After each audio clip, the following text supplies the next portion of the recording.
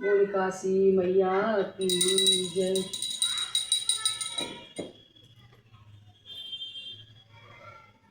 कार्तिक मास की रमा एकादशी व्रत महत्व। कार्तिक मास की कृष्ण पक्ष की एकादशी रमा एकादशी। मंगलम भगवान विष्णु मंगलम गरुड़ध्वज मंगलम गरुड़ध्वज मंगलम कुंडरीकाक्षाय मंगलाय तन्नो हरि। बोल रमा एकादशी भैया की जय। कार्तिक मास की कृष्ण पक्ष एकादशी। कुंती पुत्र धर्मराज युधिष्ठिर बोले कि हे यदुनंदन, कार्तिक मास की कृष्ण पक्ष की एकादशी का नाम क्या है, इसका फल क्या है तथा देवता कौन है।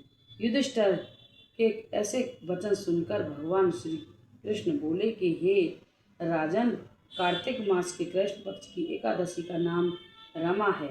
इस उत्तम एकादशी का व्रत करने से सभी पापों का नाश होता है, सभी पापों का नाश हो जाता है। अब मैं एक पौराणिक आख्यान सुनाती हूँ, ध्यान पूर्वक सुनो। काफी समय पहले मुखचुंद नामक एक राजा राज करता था, जो भगवान विष्णु का परम भक्त था, सत्यवादी था। उसके एक पुत्री थी जिसका नाम चंद्रभागा था। उसने उसका विवाह राजा चंद्रसेन के पुत्र शोभन के साथ कर दिया। एक बार जब चंद्रभागा अपने पीहर में थी, तब चंद्रभागा अपने पीहर में थी, तब शोभन अपनी ससुराल में आया। जब 10वीं तिथि आई तब राजा ने ढिंढोरा पिटवा दिया। उसे सुनकर शोभन अपनी पत्नी के पास आया और बोला कि प्रिय, यदि मैं एकादशी का व्रत करूँगा तो मैं मर जाऊँगा। अब तुम ही बताओ कि मैं क्या करूँगा, क्या करना चाहिए। तब चंद्रभागा बोली कि हे स्वामी, मेरे पिता के राज्य में एकादशी के दिन कोई भी भोजन नहीं करता। यहाँ तक के हाथी, घोड़े, ऊंट भी तृण, अन्न, जल का सेवन नहीं करते। फिर मनुष्य भला कैसे भोजन कर सकता है। यदि आप भोजन करना चाहते हैं तो किसी अन्य स्थान पर चले जाइए। यहाँ रहते हुए यदि आप भोजन करेंगे तो आपकी निंदा होगी, इसलिए आपको व्रत अवश्य ही करना पड़ेगा।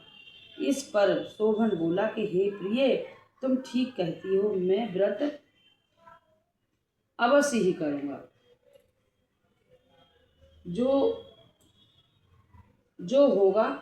जो होना होगा वही होगा ही, ऐसा सोचकर विचार कर उसने एकादशी का व्रत किया।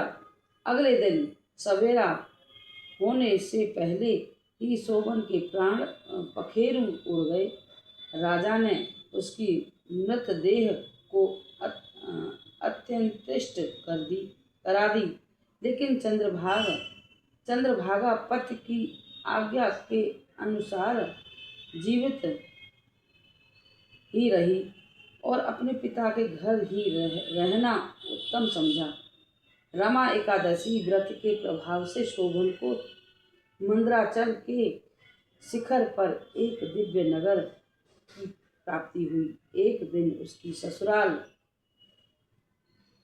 का रहने वाला सोम शर्मा नामक एक ब्राह्मण भ्रमण करते हुए वहां आ पहुंचा। वहां राजा के दामाद को देखकर वह उसके पास गया। तब ब्राह्मण को देखकर शोभन उठकर खड़ा हो गया और उसने अपने ससुर व पत्नी का हाल चाल पूछा। सोम शर्मा ने उसे राजा व शोभन की पत्नी को कुशल क्षेम बतला दी। शोभन उसने शोभन से कहा कि आप अपना वृत्तांत बतलाइए, मुझे बड़ा आश्चर्य हो रहा है। आपको इतना मनो मनोरम नगर कैसे प्राप्त हुआ? तब शोभन बोला कि हे विप्र, यह सब कार्तिक मास के कृष्ण पक्ष की एकादशी के व्रत का चमत्कार है, लेकिन यह सब सब ध्रुव अटल नहीं है। तब ब्राह्मण बोला कि ऐसा क्यों? वह ध्रुव कैसे होगा? बतलाइए। आप जैसा कहेंगे वैसा मैं वैसा ही करूँगा। इस पर शोभन बोला कि हे विप्र, इस एकादशी का मैंने श्रद्धा शक्ति से व्रत किया था। इसके प्रभाव से ही मुझे इस नगरी में प्राप्ति हुई है। यदि तुम यह सारा वृतांत मेरी पत्नी चंद्रभागा से सुनोगे तो वह इसे ध्रुव बना सकती है।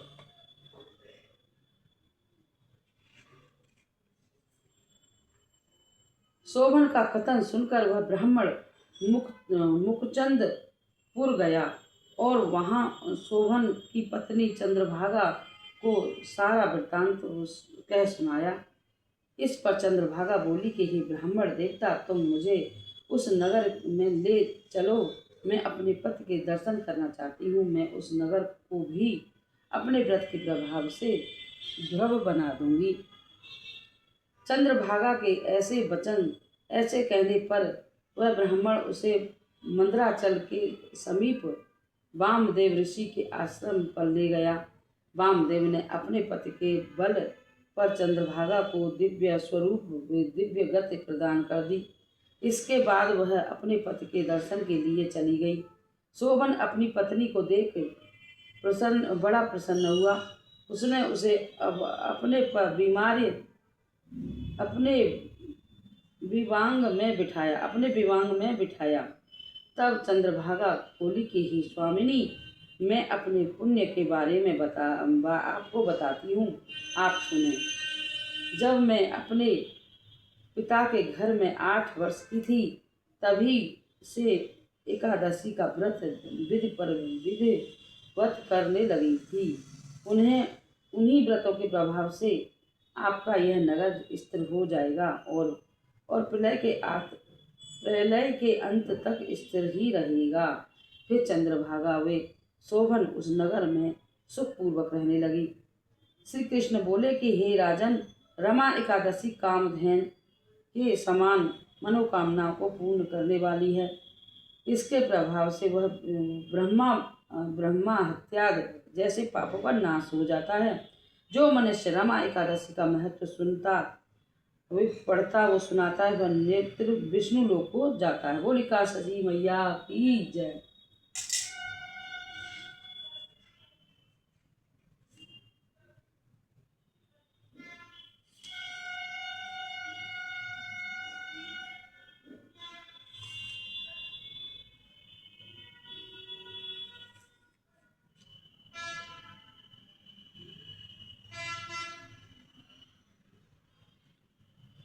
ओम जय जगदीश हरे, स्वामी जय जगदीश हरे, भक्त जनों के संकट क्षण में दूर करी। ओम जय जगदीश हरे, जो धावे फल पावे, दुख बिन से मन का, स्वामी दुख बिन से मन का, सुख संपत्ति घरे आवे, कष्ट मिटे तन का। ओम जय जगदीश हरे, मात पिता तुम मेरे, शरण गहूँ मैं किसकी, स्वामी शरण गहूँ मैं किसकी, तुम बिन और न दूजा, आस करूँ मैं किसकी। ओम जय जगदीश हरे,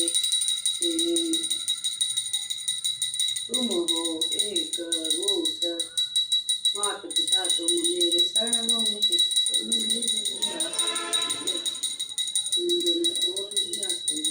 तुम पूर्ण परमात्मा, तुम्हें अंतर्यामी, परब्रह्म परमेश्वर, तुम सबके स्वामी। ओम जय जगदीश।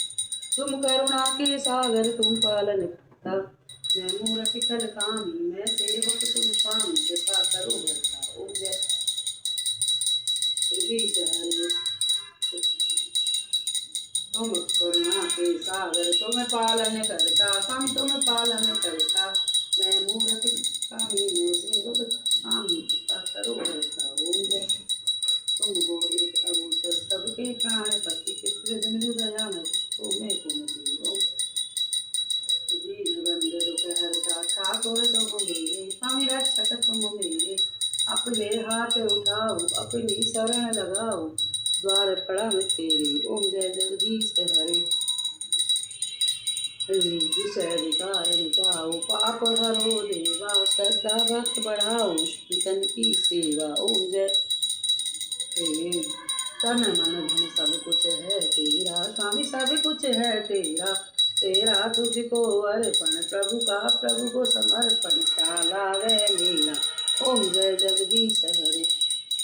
श्याम सुंदर की आरती जो कोई नर गावे स्वामी प्रेम सहित गावे कहत शिवानंद स्वामी। भजत हरि हरि स्वामी मन वांछित फल पावे ओम जय जगदीश हरे। कर्पूर गौरम करुणावतारम संस्थानम सदा वसंतम हृदयालविंदे भवम भवानी सहितं नमामि। त्वमेव माता च पिता त्वमेव त्वमेव बन्धु च सखा त्वमेव त्वमेव विद्या द्रविणं त्वमेव देव सर्वं मम देवदेव त्वमेव सर्वं मम देवदेव। ओम शांति ओम शांति ओम शांति शांति।